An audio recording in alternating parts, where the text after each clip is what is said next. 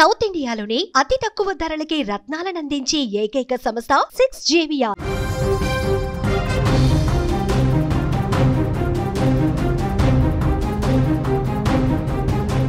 Breaking news చూస్తున్నాం. దేశంలో corona కేసులు భారీగా పెరుగుతున్నట్లుగా తెలుస్తోంది. గత 24 గంటల్లో 364 కొత్త కేసులు నమోదైనట్లుగా సమాచారం. దేశంలో ఇప్పటి వరకు యాక్టివ్ కేసుల సంఖ్య 3788 కాగా అత్యధికంగా కేరళలో 1400 కేసులు నమోదైనట్లుగా తెలుస్తోంది.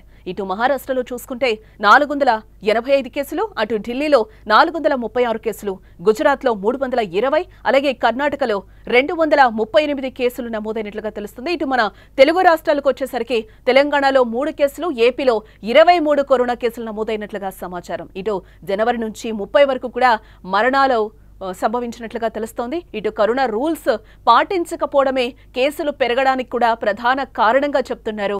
తాజా కేసులతో ఆందోళన అవసరం లేకపోయినా కూడా నిర్లక్ష్యం చేయొద్దని వైద్య నిపుణులు హెచ్చరిస్తున్న పరిస్థితి అయితే మనకి కనిపిస్తోంది. ఇక్కడ మనం టోటల్ గా చూస్తే కరోనాపై భయం లేకపోవడం, రూల్స్ పాటించకపోవడం, మన దగ్గరకు రాలేదులే అని అజాగ్రత్తగా ఉండటం మహమ్మారి మళ్లీ కమ్మేయటానికి కారణమవుతుందని ఇక్కడ మనకి క్లియర్ గా అర్థమవుతుంది. గతంలో మనం చూసాం కరోనా టైంలో ఎలాంటి జాగ్రత్తలు తీసుకున్నాం. మాస్క్ వేర్ చూసుకోవడం, సోషల్ డిస్టెన్స్ పాటించడం, ఇవన్నీ కూడా తగిన జాగ్రత్తలు తీసుకున్నాం. గెట్ టుగెదర్స్ అన్ని కూడా మనం కొద్ది రోజులు అవాయిడ్ చేసిన పరిస్థితి అయితే కనిపించింది.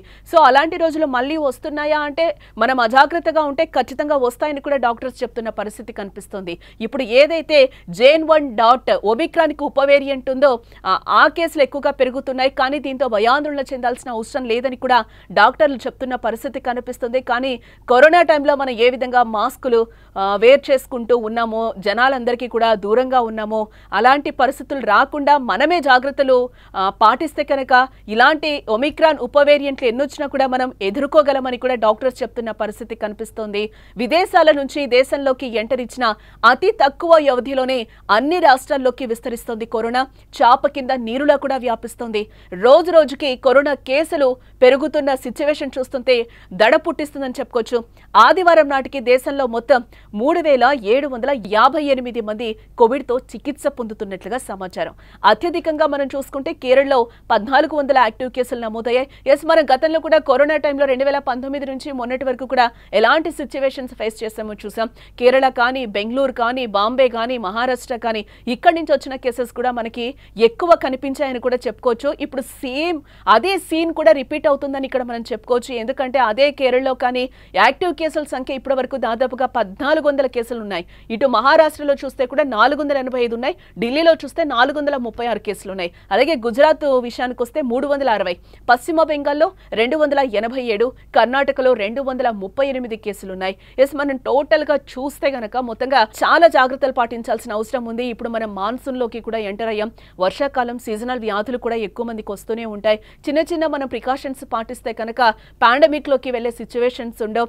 ఎవరైతే వ్యాక్సిన్స్ తీసుకున్నారో ఆ వ్యాక్సిన్సే మనల్ని ఇప్పటి వరకు కూడా కాపాడుతున్నాయని కూడా డాక్టర్స్ చెప్తున్న పరిస్థితి కనిపిస్తుంది.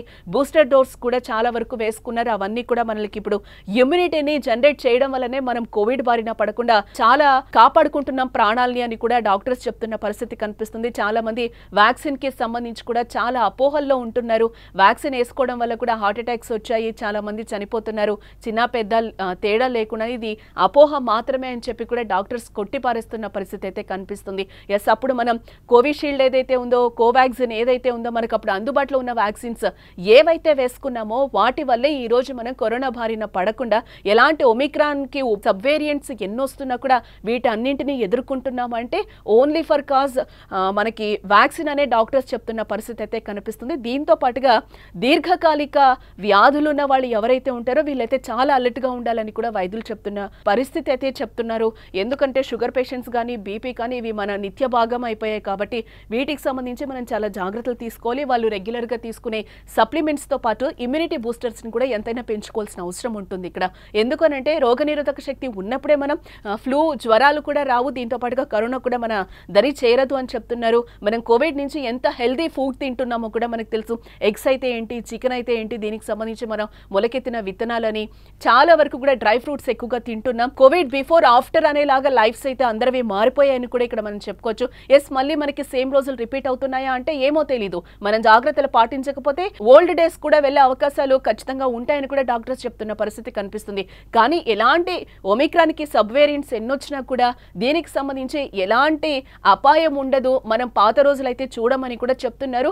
కానీ వీటన్నిటికీ ఏంటంటే మనం ప్రికాషన్స్ తీసుకుంటేనే, మాస్కులు వేర్ చేసుకోవడం, శానిటైజేషన్ చేసుకోవడం, చిన్న జ్వరం వచ్చినా లేకపోతే 3 రోజుల కంటే ఎక్కువగా ఉన్నప్పుడు మనం అలర్ట్ అవ్వడం, డాక్టర్ని కన్సల్ట్ అవ్వడం, ఐసోలేషన్ అవ్వడమే వీటన్నిటికీ ప్రధాన కారణంగా చెప్తున్నారు. మనం చిన్న చిన్న జాగ్రత్తలు పాటిస్తే కనుక ఎటువంటి కరోనాలు, ఒమిక్రాన్ లాంటివి ఎన్నొచ్చినా కూడా మనం ఎదుర్కోగలమని కూడా డాక్టర్స్ చెప్తున్న పరిస్థితి కనిపిస్తుంది. సో ప్లీజ్ ప్రజలందరూ కూడా చాలా అలర్ట్ గా ఉండాల్సిన సిచ్యువేషన్ కనిపిస్తుంది. ఎందుకంటే మనం వర్షాకాలంలోకి ఎంటర్ అయిపోయాం, ఫుడ్ కూడా మంచిగా తీసుకోవాలి, చాలా జాగ్రత్తలు, కరోనాకి సంబంధించి చాలా జాగ్రత్తలు పాటించాలి. ఎందుకంటే మనం బంధువుల్ని పోగొట్టుకున్నాం, దగ్గర ఫ్రెండ్స్ని పోగొట్టుకున్నాం, కోవిడ్ లో చనిపోతే దగ్గరికి వెళ్ళి లాస్ట్ ఆఖరి చూపు కూడా చూడని ఫేసెస్ కూడా మనం ఎంతో మందిని కోల్పోయిన పరిస్థితి కనిపిస్తుంది. దయచేసి అలాంటి రోజులు మళ్ళీ మనం చూడకూడదు, ఇలాంటి లాక్డౌన్లో కూడా రాకూడదని మనం కూడా కోరుకుందాం. అందరూ కూడా తగిన జాగ్రత్తలు తీసుకోవాలి. ఎందుకంటే రాష్ట్ర వ్యాప్తంగా, దేశవ్యాప్తంగా కూడా కేసులు పెరుగుతున్న పరిస్థితి అయితే కనిపిస్తుంది. చిన్న జ్వరమైనా కూడా భయపడద్దు. ఎందుకు భయపడకూడదు అంటే మనం మానసికంగా స్థైర్యంగా ఉంటేనే కరోనా లాంటివి ఎన్నొచ్చినా కూడా మనం ఎదుర్కోగలమని కూడా డాక్టర్లు చెప్తున్న పరిస్థితి కనిపిస్తుంది. మరిన్ని అప్డేట్స్ కోసం చూస్తూనే ఉండండి సుమన్ టీవీ.